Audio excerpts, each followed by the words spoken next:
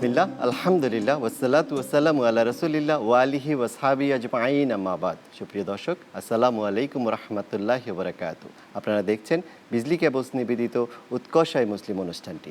আজকের অনুষ্ঠানে আমাদের সাথে অতিথি হিসেবে এসেছেন লেফটেন্যান্ট কর্নেল মোহাম্মদ নুরুজ্জামান ভাই। নুরুজ্জামান ভাই, আসসালামু আলাইকুম ওয়া রাহমাতুল্লাহি ওয়া বারাকাতুহু। ওয়ালাইকুম আসসালাম। কেমন আছেন আপনি? আলহামদুলিল্লাহ। আজকের অনুষ্ঠানের সাথে অনেকটা আমাদের সাবজেক্টের অনেক মিল রয়েছে। আমরা আজকের অনুষ্ঠানে যে সাবজেক্টটি পছন্দ করেছি আপনার সাথে আলোচনা করার জন্য, আমি জানি দীর্ঘদিন ধরে আপনি এই সাবজেক্টের উপর অনেক কাজ করছেন, সেটা হচ্ছে একজন উৎকর্ষ মুসলিম হওয়ার জন্য তার কী ধরনের গুণাবলী থাকা উচিত, তার কী ধরনের কর্মপরিকল্পনা থাকা উচিত এবং তার কী ধরনের অভ্যাস থাকা উচিত। এই বিষয়ে যদি আপনি একটু শুরুতে বলতেন, একজন উৎকর্ষ মুসলিম বলতে আসলে আমরা কাকে বুঝি? আলহামদুলিল্লাহ। আসলে উৎকর্ষ মুসলিম বলতে গেলে প্রথমে আগে বুঝতে হবে উৎকর্ষটা কী, মানে প্রোডাক্টিভিটিটা কী। প্রোডাক্টিভিটিটা এমন একটা বিষয় যেটা আমাকে ফোকাস করতে হবে যে আমি কোনো কাজ কোনো নির্দিষ্ট সময়, নির্দিষ্ট একটা কাজ নির্দিষ্ট সময় মনে প্রাণে সব কিছুভাবে আল্লাহর উপর ভরসা করে আমি সম্পন্ন করাটা। তো এই জন্য আপনাকে আমাদেরকে যেটা এই ব্যাপারটা হবে, এই কাজটা করে যিনি করতে পারবে না আল্লাহর উপর তাওয়াক্কুল করে উনিই হবেন হলো উৎকর্ষদায় মুসলিম।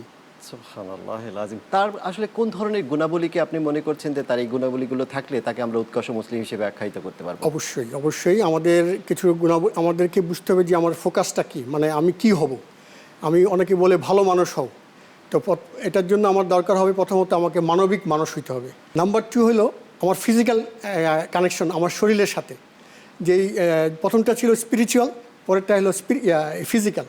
এই শারীরিক সম্পর্কটা যেটা হবে সেটা হলো আমাকে গুড হিউম্যান হইতে হবে। এই হিউম্যান হওয়ার জন্য আমি কি সক্ষম কিনা, আমি কর্মঠ কিনা, আমি পরিশ্রমী কিনা, এরকম একজন আমি যোগ্য ব্যক্তি হইতে পারলে কিন্তু এই দুইটার কম্বিনেশনে আমি কিন্তু ভালো একজন উৎকর্ষ মুসলিম হইতে পারবো। এক হলো মানবিক মানুষ হওয়া, আরেকটা হলো শারীরিকভাবে সুস্থ হওয়া। এই শারীরিকভাবে সুস্থ হওয়ার জন্য আসলে কী ধরনের কর্মক্ষম তার থাকতে হবে, মানে কী ধরনের প্র্যাকটিসেস বা কী ধরনের কর্মক্ষম হওয়াটা আপনি জরুরি মনে করছেন? আলহামদুলিল্লাহ, অ্যাকচুয়ালি সুস্থতা একটা বড় নিয়ামত। এই নিয়ামতটা আল্লাহর জন্য এর চেয়ে বড় নিয়ামত কিছু হতেই পারে না। এই জন্য আমাদেরকে শরীরের যে হক আছে এই হকটা পালন করতে হবে। আমরা জানি যে আমাদের শরীরটা পানি দিয়ে 96 থেকে 98% পানি দিয়ে তৈরি। প্রচুর পরিমাণে আমাদের হাইড্রেশন লাগবে এবং প্রচুর পরিমাণে পানি খেতে হবে। তারপরে হলো শরীর, আমরা তো মেশিন না, আমরা তো মানুষ। অবশ্যই মানুষ হিসাবে কিন্তু আমাদের শরীরে একটা অবসর আসবে, একটা ক্লান্তি আসবে। এই জন্য আমাদের একটু বিশ্রাম নেওয়া, ঘুমাইতে যাওয়া সময় মতো, এটা একটা বিরাট একটা বিষয়। আর আরেকটা হলো যে আমাদের পজিটিভ একটা অ্যাটিটিউড লাগবে। আমি যে কর্ম করব আমি যাতে করে একজন মানুষের পাশে দাঁড়াতে পারি, এমন কোনো বিহেভ করব না যাতে আমার কথাবার্তাতে আমার কর্মে আরেকজন কষ্ট পায়। আমাকে কী বলে কোনো জুলুমকারী হব না, কর্কশ ভাষায় কথা বলবো না, কাউকে গালি দিব না। এরকম যদি আমি করতে পারি তাহলে কিন্তু মানে আমাকে শারীরিকভাবে বা আমি ফিজিক্যালিভাবে আমাকে কিন্তু একজন ভালো আইডল হিসেবে আমাকে সবাই মানবে। অবশ্যই। এর সাথে সাথেই আসলে আপনার কথার প্রসঙ্গে চলে আসে, আসলে কোন ধরনের অভ্যাসগুলো আমরা গড়ে তুলব, যে অভ্যাসগুলো আসলে দেখা গেছে যে আমি একজন উৎকর্ষ মুসলিম হওয়ার জন্য জরুরি? হ্যাঁ, তো এটা বলার আগে আমি আরেকটা ব্যাপার একটু বলতে চাচ্ছি। সেটা হলো, আমি তো ফিজিক্যাল ব্যাপারটা বললাম, অবশ্যই, বাট স্পিরিচুয়াল একটা ব্যাপার আছে যেটা মানুষকে ভালো মানুষ হিসাবে তৈরি করতে, মানবীয় মানুষ করে। ওইটাকে করে হলো গুড হিউম্যান। আর ভালো গুণাবলী বা যেটা স্পিরিচুয়াল ব্যাপারটা, এটা করবে ভালো মানুষ বা মানবীয় মানুষ। এটার জন্য আমার যেটা লাগবে, আমাকে আল্লাহর সাথে আমার একটা কানেক্টিভিটি লাগবে। এই কানেক্টিভিটির জন্য যেটা করতে হবে, আমাকে রিলিজনের ইলম অর্জন করতে হবে। তারপরে আমার সৃষ্টিকর্তার যে ফরজগুলো আছে এটা আমাকে অব্লিগেটরিগুলো মানতে হবে, এবং উনি যে রেস্ট্রিকশন দিয়েছেন, উনি যে আমাকে নিষেধ করেছেন, এই নিষেধগুলো আমাকে হারাম থেকে দূরে থাকতে হবে। তারপরে আমি যে একটা আমার ইহসান হিসাবে আমার জন্য আল্লাহর প্রতি যেরকম হক আছে, আমার অন্যান্য প্রাণীকুলের প্রতি আমার একটা হক আছে, হকগুলো আমাকে পালন করতে হবে। সবচেয়ে বড় কথা হলো আমাকে তাওয়াক্কুল বা তকদিরের উপরে বিশ্বাস করতে হবে, রিজিকের উপরে বিশ্বাস করতে হবে, তাহলে আমি ভালো করতে পারবো। আর এখন যেটা বললেন আপনি, সেটা হলো যে কোন বিষয়গুলো অভ্যাসগুলো আমাদেরকে লাগবে। দুইটা বিষয় আসতে পারে, একটা হলো স্পিরিচুয়াল যেটা আল্লাহর সাথে কানেক্টেড, আরেকটা হলো শারীরিক ফিজিক্যাল যেটা শরীরের সাথে কানেক্টেড। স্পিরিচুয়াল বিষয়ে প্রথমেই আসলে আমাকে নামাজ পড়ার অভ্যাস করতে হবে। যেটা অব্লিগেশন, ফরজ নামাজগুলো আমাকে অবশ্যই পালন করতে হবে। সুন্নত নামাজ, তার সাথে সুন্নাহগুলো পালন করতে হবে। দ্বিতীয়ত হলো আমাকে আল্লাহর ইলম অর্জন করার জন্য যেটা বললাম, কোরআন পড়তে হবে। কোরআনটা আমাকে কোরআন মুখস্থ করতে হবে, কোরআন বুঝে পড়ার চেষ্টা করতে হবে, এটা একটা অভ্যাসে পরিণত করতে হবে। তৃতীয় স্পিরিচুয়াল বিষয় যেটা আছে সেটা হলো আল্লাহর জিকির করা, মানে আমাকে যে আল্লাহকে স্মরণ করব। আল্লাহ কিন্তু কোরআন নামাজ বেশি পড়তে বলেন নাই, জিকির করতে বলছেন বেশি বেশি। এই জন্য আমাকে পথে উঠতে বসতে চলতে ফিরতে আমাকে জিকির করতে হবে। বাকি অভ্যাসগুলো নিয়ে আমরা আবার আলোচনা করব। চলে যাচ্ছি ছোট্ট একটি বিজ্ঞাপন বিরতিতে। দর্শক মণ্ডলী, আপনারা দেখছিলেন বিজলি কেবলস নিবেদিত উৎকর্ষতায় মুসলিম অনুষ্ঠানটি। বিজ্ঞাপন বিরতির পর আবারও ফিরে আসছি আপনাদের কাছে। সুপ্রিয় দর্শক, আপনারা দেখছেন বিজলি কেবলস নিবেদিত উৎকর্ষতায় মুসলিম। আমরা চলে যাচ্ছি মোহতারামের কাছে। মোহতারাম, আপনি কথা বলছিলেন অভ্যাস নিয়ে। হ্যাঁ, আমরা বলছিলাম যে আল্লাহর জিকিরের ব্যাপারে বলছিলাম, দোয়ার ব্যাপারে বলছিলাম। তার পরবর্তীতে আছে আমাদের রোজা রাখা বা ফাস্টিং করা, এটা চতুর্থ নম্বর পয়েন্ট। তো এই রোজা রাখা, সামনে রমজান মাস আছে, আমাকে রোজা রাখার অভ্যাস করতে হবে। হঠাৎ করে রমজান মাসে 30টা রোজা রাখা কিন্তু কষ্টকর। এই জন্য আমাকে রমজান মাস ছাড়া রমজান মাসের আগে যে আমাদের শাওয়াল মাস, শাবান মাস যে আছে, ওই সময় কিছু রোজা রেখে রমজান মাসের জন্য প্রস্তুতি নিতে হবে। তাছাড়া মাসে আইমে বীজ আছে 3 দিনের রোজা রাখা, 13, 14, 15, ওটা করতে হবে। সপ্তাহে 2 দিন আছে, সোমবার বৃহস্পতিবার রোজা রাখার ব্যাপার আছে, ওটা অনুশীলন করলেই আস্তে আস্তে আমার রমজানে ফাস্টিংটা আমার সহজ হয়ে যাবে। তারপরে আমার প্রতিদিন প্ল্যান করতে হবে আমার দিনটা কীভাবে যাবে, সেজন্য আমার একটা পরিকল্পনা লাগবে। এই পরিকল্পনাটা একটা অভ্যাসের ব্যাপার। আমি সকালে ঘুম থেকে ওঠার পরে একটা পরিকল্পনা করব, বা রাত্রেবেলা ঘুমানোর আগে একটা চেকলিস্ট করবো, এটা একটা পরিকল্পনা ব্যাপার। এটা একটা অভ্যাসে পরিণত করতে হবে। তাছাড়া শরীরের চাহিদার জন্য আমার একটা এক্সারসাইজ করার দরকার আছে। এটা দৈনিকও হতে পারে, বা সাপ্তাহিক বেসিসে 2 দিনে হতে পারে। তারপর যে শরীর যখন অবকাশ হয়ে যাবে, তখন আমাদেরকে আমার শরীর ক্লান্তির জন্য অবসর নেওয়া, ন্যাপিং নিতে হবে। তাছাড়া ঘুমের একটা প্রয়োজন আছে, ঘুমেরও একটা অভ্যাস করতে হবে। এই অভ্যাস আমরা যদি ঘুমটা রেগুলার না নিই তাহলে অভ্যাসে পরিণত হবে না। আর স্যাক্রিফাইস করা, মানুষকে দান খয়রাত করা বা সাদাকা করার একটা অভ্যাস তৈরি করতে হবে। এটা শুধুমাত্র টাকা পয়সা দেওয়ার ব্যাপার না, এটা পাশে দাঁড়ানো, একটা মানুষকে নিজের মনকে আরো বড় করার জন্য, অন্যদের হকগুলো আদায় করা, এটার মাধ্যমে আসলে জিনিসগুলো আদায় হয়ে যায়। এটা করতে হবে। আর একটা হলো ভালো একটা সম্পর্ক তৈরি করা, পরিবারের সাথে, ছেলে মেয়ের সাথে, প্রতিবেশীর সাথে, বাবা মার সাথে, আত্মীয় স্বজনের সাথে, বন্ধু বান্ধবের সাথে, আমার যে কর্মক্ষেত্র আছে তাদের সাথে একটা সম্পর্ক তৈরি করার অভ্যাস করতে হবে। এটাই আমাদের অভ্যাসে পরিণত করতে হবে, যাতে করে আমরা উৎকর্ষতায় মুসলিম হতে পারি। জি, 10টি গুরুত্বপূর্ণ পয়েন্ট আপনি এখানে আলোচনা করলেন। এখানে আপনি কি মনে করছেন তার সম্পদের দিকেও তার আসলে একটা নজর থাকা উচিত, নাকি শুধুমাত্র এই গুণাবলীর দিকেই আসলে তার কনসেন্ট্রেশন থাকবে? অ্যাকচুয়ালি সম্পদ আল্লাহ দিবেন, আল্লাহ বলেছেন রিজিক ওখানে থেকে উনি নিজে দিয়ে দিবেন। আমি শুধু ওনার কাছে আমাকে চাইতে হবে, ওনার সাথে আমার কানেক্টিভিটি লাগবে। সো এই অভ্যাসগুলোর জন্য আসলে তার যে রুটিনটাকে ফলো করতে হবে, এই রুটিনের জন্য তার কি ধরনের অবলম্বন করতে হবে, যে তার কি প্র্যাকটিস থাকবে যেগুলো দৈনন্দিন দিনে তার এই অভ্যাসগুলো তার মধ্যে অর্জন করতে সক্ষম হবে? আলহামদুলিল্লাহ, আমাদের জন্য বড় আদর্শ হলো আমাদের রাসূল সাল্লাল্লাহু আলাইহি ওয়াসাল্লাম। উনি যে রুটিন করতেন সেই রুটিনটাই হলো সর্বশ্রেষ্ঠ রুটিন। ওটার উপরে বেসিস করে আমাদের রুটিন প্ল্যান করতে হবে। এই রুটিনটা, হ্যাঁ বলতে পারেন যে আমার প্রফেশন ওনার প্রফেশন তো মিলবে না, বা আমি চাকরিজীবী, আমি কর্মচারী, আমি শাসক, মিলবে না। কিন্তু 2টা জায়গা আছে যে 2টো বিষয়ে রুটিন কিন্তু একই রকম হওয়ার সম্ভাবনা আছে।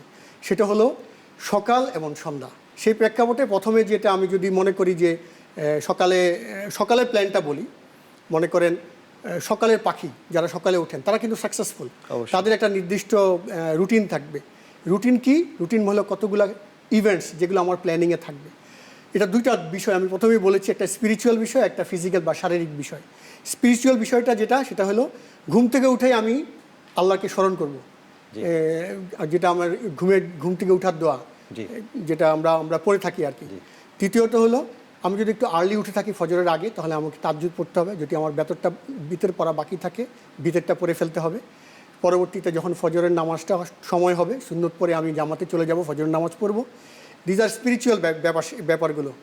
যখন নামাজ শেষে হয়তো আমি কোরআন পড়ব, কোরআনের পরে আমি একটু জিকির করব, জিকির শেষে আমি মানে সব কিছু আমাকে একটা নির্দিষ্ট সীমারেখার ভিতরে করতে হবে। দ্বিতীয় হলো যে শারীরিক যে বিষয়টা আছে সেই বিষয়টা সেটা হলো ঘুম থেকে উঠে আমাকে বিছানা রেডি করে ফেলতে হবে। তারপরে এক্সারসাইজ করার জন্য একটু সময় স্ট্রেচিং করে বডিটাকে ওয়ার্ম আপ করতে হবে। These are physical need. তারপরে সকালবেলা একটা গোসল দিলে ফ্রেশ লাগে, এটা করতে হবে। এবং একটা নির্দিষ্ট টাইমে আমার ব্রেকফাস্ট করতে হবে। এছাড়াও আমার মেন্টাল কিছু প্রিপারেশন আছে, আমি দিনটা কীভাবে প্ল্যান করব, বা আমি যদি এটা উইকেন্ড হয় তাহলে নেক্সট উইকটা আমি কীভাবে প্ল্যান করব, এই প্ল্যানটা মেন্টাল একটা প্ল্যানিং আমার লাগবে। তাছাড়া আমার একটা রিডিং প্রতিদিনের একটা পড়াশোনার একটা টাইমের কিছু পড়াশোনা থাকে, এগুলো আমি নিউজ পেপার জার্নাল পড়তে পারি। আমি যদি কোনো ব্লগ লিখি বা আমি কোনো কোনো জার্নালে লিখি, আমি যদি একটা রাইট আপ লিখি, সেই রাইট আপটা আমি লিখতে পারি। তাছাড়া সকালবেলা আমাকে চিন্তা করতে হবে আমি যে সারাটা দিন করব, আজকের আমার ইম্পর্ট্যান্ট একটা পাওয়ারফুল কোশ্চেনটা কী, যে আমার একটা ক্লাস আছে বা আমার একটা সেমিনার আছে, আমি কি ওই সেমিনারের জন্য প্রস্তুত আছি, আমি যে একটা কাজে সামনে নামছি ওটার জন্য আমি যথেষ্ট প্রস্তুত আছি, এই কোশ্চেনটা আমাকে তৈরি করতে হবে। পুরো দিনটা আমার কীরকম যাবে সেটা আমাকে পুরো সকাল দুপুর সন্ধ্যা ভিজুয়ালাইজ করতে হবে। অ্যাকর্ডিংলি আমার যে ইন্টেনশন আছে, ইচ্ছাগুলো আছে, এগুলো এক এক করে আমাকে নোট ডাউন করতে হবে। আর লাস্টলি সোশ্যাল যে ব্যাপারটা আছে, আমাকে পর্যাপ্ত সময় দিতে হবে আমার পরিবারকে, আমার ছেলে মেয়েকে, এটা আমার বন্ধুবান্ধবকে, প্রতিবেশীকে। এই সময়টা একটা সোশ্যাল একটা রেসপন্সিবিলিটি। সকাল ইভেন্টের ভিতরে এগুলো কিছু কিছু করে আমাদের লিস্ট ডাউন করতে হবে, যাতে করে সকালে আমরা করতে পারি। এবার আসি আমরা সন্ধ্যায়। আমি একটু জাস্ট ছোট্ট একটি বিজ্ঞাপন বিরতিতে চলে যাচ্ছি। বিজ্ঞাপন বিরতির পরে আমরা আবার নির্ধারিত আলোচনাটা কন্টিনিউ করব। দর্শক মণ্ডলী, আপনারা দেখছিলেন বিজলি ক্যাবস নিবেদিত উৎকর্ষ তাই মুসলিম অনুষ্ঠানটি। বিজ্ঞাপন বিরতির পর আবারও ফিরে আসছি আপনাদের কাছে। দর্শক মণ্ডলী, আপনারা দেখছেন বিজলি ক্যাবস নিবেদিত উৎকর্ষ তাই মুসলিম অনুষ্ঠানটি। আমরা চলে যাচ্ছি মোহতারামের কাছে। মোহতারাম, আপনি অভ্যাস নিয়ে আলোচনা করছিলেন। জি, আমরা সকালের ব্যাপারগুলো বললাম। সকালবেলার পাখি যারা, তাদের ব্যাপার, তারা কিন্তু সাকসেসফুল ম্যান, এবং যারা একটু সকালের রুটিনটা ঠিকমতো মেনটেন করতে হবে, তারা জীবনে শাইন করবেই করবে। এবং সকালে কিন্তু বরকত রেখেছেন, এবং এটা বারবার কিন্তু নবী করিম সাল্লাল্লাহু আলাইহি ওয়াসাল্লাম এবং আল্লাহ সুবহানাহু ওয়া তাআলার বাণীতে এসেছে যে সকালের মধ্যেই তোমাদের জন্য আমি বরকত রেখেছি। আমিন আমিন।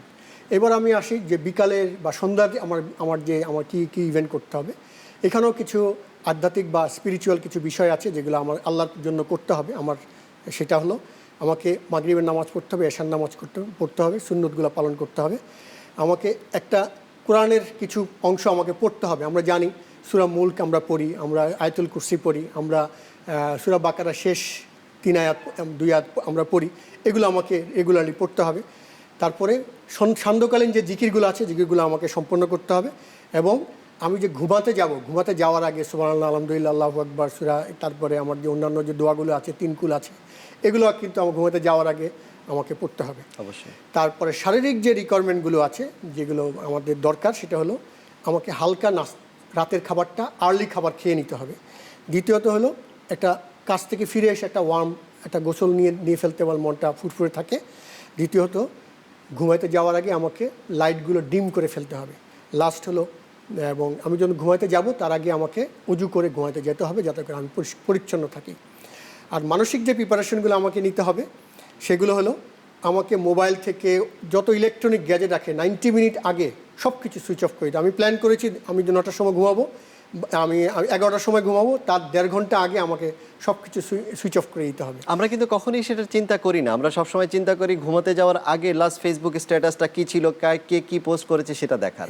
খুবই ইম্পর্টেন্ট একটা কথা বলেছেন। খুবই সাইকোলজিক্যাল কারণ, আপনাকে ডিপ স্লিপ আসবে না, আপনাকে ওই ঘুমের একটা সাইকেল আছে। তারপর আমরা যে টিভি স্ক্রিন দেখি বা একটা কোনো অনুষ্ঠান দেখলাম, বিয়ের অনুষ্ঠানে গেলাম, আমাকে প্ল্যান করতে হবে ঘুমের টাইমের 1.5 ঘন্টা আগে যেন আমি বাসায় চলে আসি, যাতে করে আমি সব কিছু কুল ডাউন করে ঘুমাতে পারি। ঘুমটা আমার জন্য খুব জরুরি। লাস্ট, আমাকে আমার পরিবারকে সোশ্যালি সময় দিতে হবে, দিয়ে তারপরে সন্ধ্যার পরে কাজ করতে হবে। একই সাথে যদি আপনার কাছে আমি জানতে চাই যে এই যে রুটিন, একটা যুব সমাজ বা আমরা কেন মনে করছি যে এটা আসলে আমাদেরকে বাধ্যতামূলকভাবে পালন করতেই হবে? এটা করতে হবে কারণ হলো, আমি কিন্তু এই পৃথিবীতে এসছি আল্লাহর ইবাদত করার জন্য। এটার বাধ্যবাধকতা আগে। আমি যদি সময় মতো, আল্লাহ নির্দিষ্ট টাইম দিয়েছেন নামাজগুলো পড়ার জন্য, ওগুলোকে ঠিক রেখে আমি ফরজগুলো পালন করে, ওয়াজিব বা হারাম থেকে দূরে থেকে আমি আমার দুনিয়াবি কাজগুলো করলে অটোমেটিকলি আমাকে বারাকা আসবে। এবং আমি কিন্তু স্বেচ্ছাচারিতাভাবে চলবো না।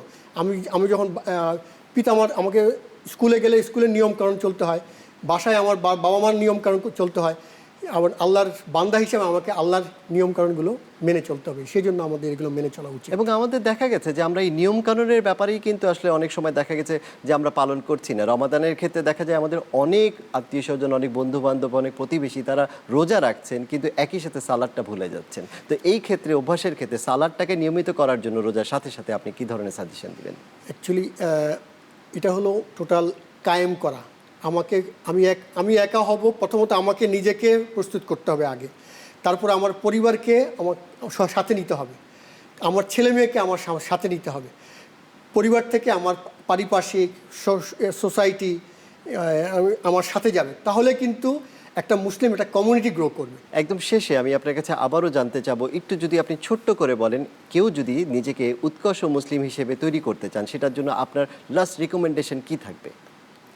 একজন উৎকর্ষ মুসলিম হওয়ার জন্য বস্তুত যেটা দরকার হবে, আপনার তাওয়াক্কুল হইতে হবে, আল্লাহর উপরে বিশ্বাস থাকতে হবে, আপনাকে আপনার গুরুজন যে আছে, যা অলি যারা আছেন, অভিভাবক আছেন, তাদেরকে মান্য করতে হবে। আপনাকে বিধিনিষেধ, যেটা অব্লিগেশন কি, ফরজ কি, হারাম কি, এই সম্বন্ধে আপনার জ্ঞান থাকতে হবে। আপনার যে চাকুরি, যে আপনি যে প্রফেশনে আছেন, এই প্রফেশনের যে বিধিবিধানগুলো আছে, এগুলো সম্বন্ধে আপনার জ্ঞান থাকতে হবে। এগুলোর ব্যাপারে শরিয়া কি বলে, এই শরিয়া অনুযায়ী আমি সেই কোনো যে আমরা কাজ করছি কিনা, এর বাইরে করে ফেলছি কিনা, করতে হলে আমাকে কিভাবে আমি তার সাথে কন্ডাক্টটা করব, কিভাবে শালীনতার সাথে তাকে বোঝানোর চেষ্টা করব, এগুলো যদি আমি করি এবং নিজেকে যদি আইডল পার্সন হিসেবে তৈরি করি, অটোমেটিকলি ইনশাল্লাহ আমরা পারবো নিজেকে একজন উৎকর্ষ মুসলিম হিসেবে তৈরি করার জন্য। এক্ষেত্রে একজন উৎকর্ষ মুসলিম হওয়ার জন্য বাবা মা আসলে তার সন্তানকে কিভাবে সহযোগিতা করতে পারে? ডেফিনেটলি প্রথমত বাবা মা হলেন আইডল, সন্তান ফলো করেন বাবা মাকে, বাবা মাকে আগে উৎকর্ষ মুসলিম হইতে হবে, তারপরে সন্তানরা ওনাকে ফলো করবেন। এবং বাবা মা যেটা করেন সন্তান সেটা ফলো করবেন। আমি এমন কিছু করব না, আমার অনেক মানুষ হিসাবে আমার অনেক ভুল ভ্রান্তি আছে, বা সন্তানের সামনে আমি এমন কিছু করব না যেটা বাবা মা যে সন্তান আমাকে ফলো করবে। বাবা মা হিসাবে এটা আমার কোনোভাবেই করা উচিত হবে না। তো আমাদের ইয়ারস্টিক কিন্তু আমাদের ইসলাম, ইয়ারস্টিক আমাদের মুসলমান রাসূলুল্লাহ সাল্লাল্লাহু আলাইহি সাল্লাম, ওনাকে অনুসরণ করার জন্য আমার যে চেষ্টা, আমার যে আগ্রহ, ওটার যে ফোকাসটা, এটা যদি আমি আমার ছেলে মেয়েদেরকে বুঝাতে পারি, অটোমেটিকলি তারা আমাকে অনুসরণ করবে ইনশাল্লাহ। আল্লাহুম্মা বারিক। আমরা দোয়া করি আমাদের দিনী ভাই বোনরা নিজেকে এক একজন উৎকর্ষ মুসলিম হিসেবে তৈরি করতে পারেন এবং আপনার সাজেশনগুলো আমাদের সকলের জীবনে অনেক উপকারে আসে। আমিন আমিন। দর্শক মণ্ডলী, আপনারা দেখছিলেন বিজলি কেবলস নিবেদিত উৎকর্ষতায় মুসলিম অনুষ্ঠানটি। আজকের অনুষ্ঠান এখানেই শেষ করছি। নতুন কোনো অতিথি নিয়ে আবারও দেখা হবে নতুন কোনো পর্বে। আসসালামু আলাইকুম ওয়া রাহমাতুল্লাহি ওয়া বারাকাতুহু।